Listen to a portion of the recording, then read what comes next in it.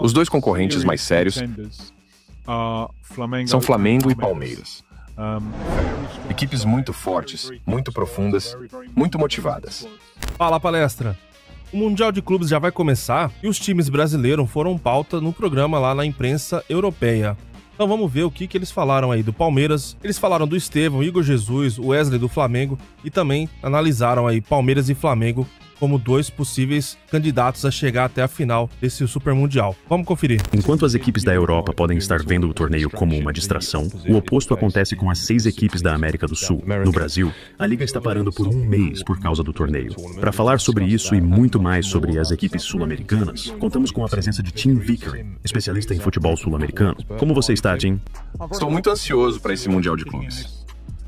Obrigado pelo convite. E vamos falar sobre nos próximos minutos.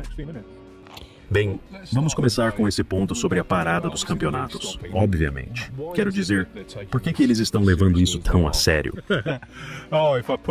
Se eu fizer essa pergunta a qualquer pessoa aqui e disser que alguém questionou isso, eles arrancarão sua cabeça. Rapaz, esse bicho tá de brincadeira, ele tá de brincadeira comigo, velho. Tô dizendo você que ele tá de brincadeira?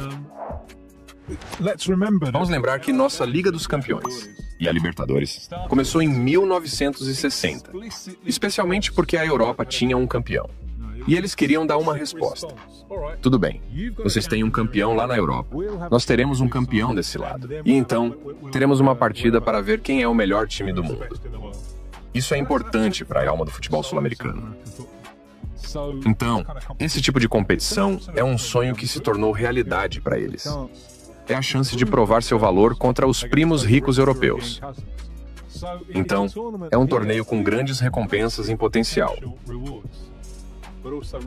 Mas também com riscos, porque o risco é jogar contra os times de elite da Europa, para os quais os brasileiros tendem a olhar com respeito. E o Mundial de Clubes, que acontece no final de cada ano. Isso, você vê claramente essa coisa de um lado ou outro. Porque o sonho é sempre jogar contra os europeus e vencer os europeus. E isso não acontece há muito tempo. A última vez que isso aconteceu foi quando o Corinthians venceu o Chelsea. Mas o risco é perder a semifinal para uma equipe de fora da Europa. Portanto, esse é um torneio que, para os sul-americanos, tem grandes possibilidades de recompensas financeiras. Mas acho que o que é mais importante para eles, acho que para os torcedores, em termos de prestígio, é provando a força do futebol dos clubes sul-americanos. Mas sempre há a possibilidade de perder para um time de fora da Europa. Só para acrescentar, como eu estava em Doha, acho que foi em 2019, quando o Liverpool jogou contra o Flamengo. Acho que James deve ter estado em Abu Dhabi em 2021, quando o Chelsea venceu o Palmeiras. Uma coisa que me impressionou em ambas as ocasiões foi a enorme torcida que os times brasileiros tinham. E acho que os torcedores na Europa não entendem a importância dos times da América do Sul, especialmente do Brasil. Os times argentinos também enviam torcedores em massa para esses jogos. Dependendo das flutuações da economia e da taxa de câmbio, provavelmente haverá um pouco menos de apoio do que haveria se não fossem os acontecimentos políticos nos Estados Unidos no momento. Mas ainda haverá apoio em massa. Acho que são os sul-americanos e, especialmente, os brasileiros que estão no topo da lista de pessoas que compraram ingressos para a Copa do Mundo de Clubes. Bem, o Brasil realmente se destacou na América do Sul nos últimos anos. As últimas 6 finais da Libertadores e da Liga dos Campeões foram vencidas por brasileiros. 4 delas foram disputadas exclusivamente por brasileiros. Isso é um domínio sem precedentes e estamos realmente vendo o Brasil se distanciar do grupo. Temos 4 equipes do Brasil e 2 da Argentina. Os dois concorrentes mais sérios são Flamengo e Palmeiras. Equipes muito fortes, muito profundas, muito motivadas. Acho que eles são os únicos a serem observados, com a possibilidade de chegarem até o fim nesse torneio. Ambos têm treinadores interessantes. Felipe Luiz, uma grande esperança para os técnicos brasileiros. Não tivemos muitos jogadores brasileiros de alto nível que se tornaram treinadores. É um grande contraste com a Argentina. Felipe Luiz, ex-Chelsea, ex-lateral esquerdo do Atlético de Madrid, tem uma equipe muito forte no Flamengo. O técnico do Palmeiras é o português Abel Ferreira. E ele realmente é uma pessoa a ser observada.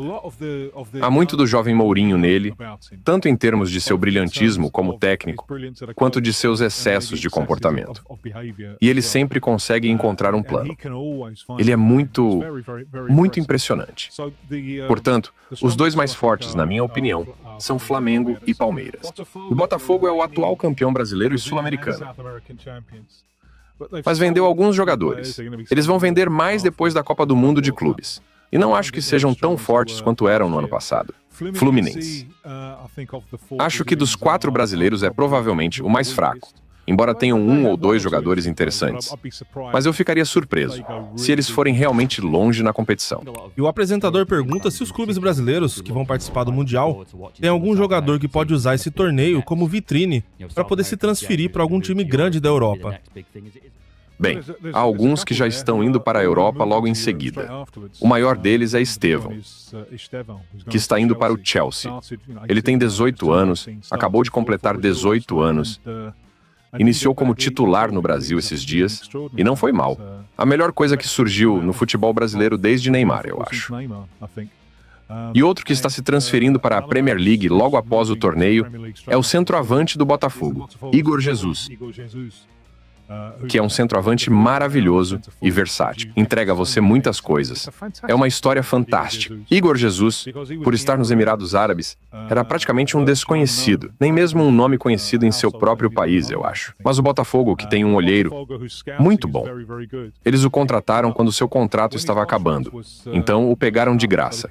Eles o revelaram em julho do ano passado, e em setembro, ele já estava jogando pelo Brasil como centroavante, e não está na atual seleção brasileira.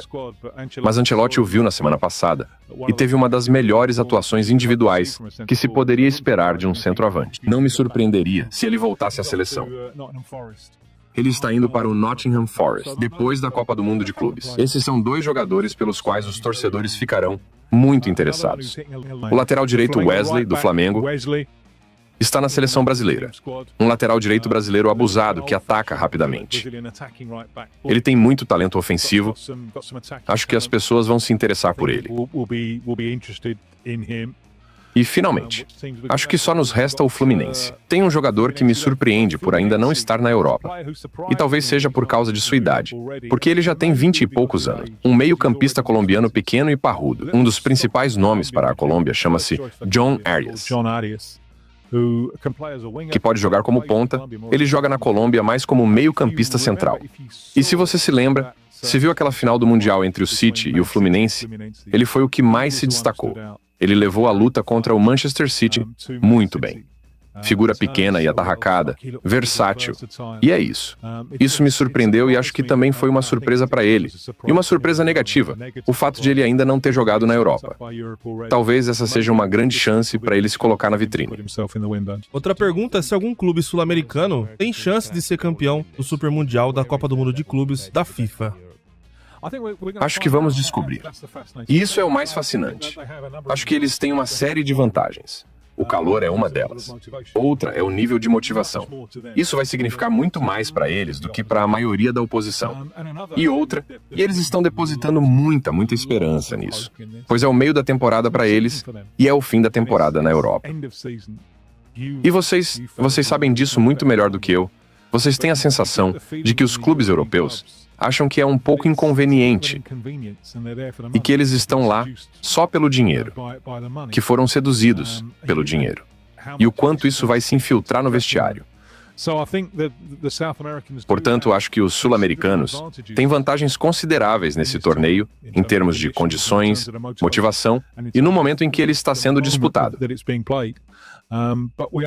Mas estamos em território totalmente desconhecido e eles podem acabar perdendo para times como o Esperance. Você sabe, é o risco e a recompensa desse torneio de uma perspectiva sul-americana, mas certamente no início, neste momento, especialmente Flamengo e Palmeiras, eles estão entrando para ganhar. Bom, o que você achou da análise da imprensa europeia sobre os times brasileiros e sul-americanos? Deixa aqui a sua opinião, que é interessante também, que eles levantaram aí a opção de Palmeiras e Flamengo serem os 2 times mais fortes aqui, deixando até o atual campeão da Libertadores, o Botafogo, para trás e trazendo os motivos do porquê disso. Uma análise bem interessante aí da imprensa europeia. Bom, se você chegou até aqui, eu quero agradecer a paciência, né, que você ter acompanhado o nosso conteúdo até aqui. Deixa o like se você ainda não fez isso, para o YouTube entender que você gosta desse tipo de conteúdo sobre o Palmeiras. Compartilha também o vídeo aí nos grupos do WhatsApp sobre o nosso Verdão. E eu te espero no próximo vídeo.